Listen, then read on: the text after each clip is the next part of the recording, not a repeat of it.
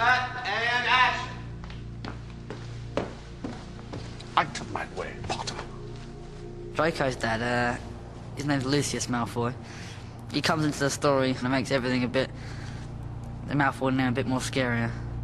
Mr. Malfoy crossed the shop, looking lazily at the items on display, and rang a bell on the counter before turning to his son and saying, "Touch nothing, Draco." What did I say? Touch nothing. Exactly. Sorry, Father.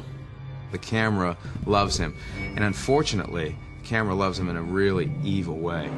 Jason has a wonderful sort of ability to be theatrical, but with a darkness. And you wanted someone who could play the character who had this sort of elevated sense of self, who was quite superior and disdainful. My sole concern has always been, will always be, the welfare of this venerable institution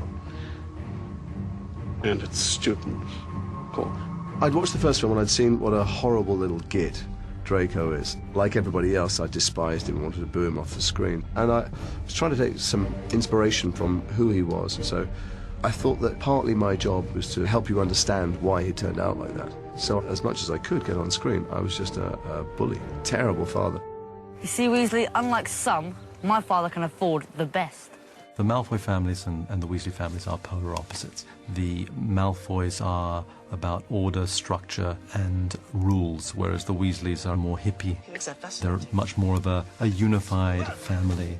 We have a very different idea about what disgraces the name of wizard, Malfoy. Clearly.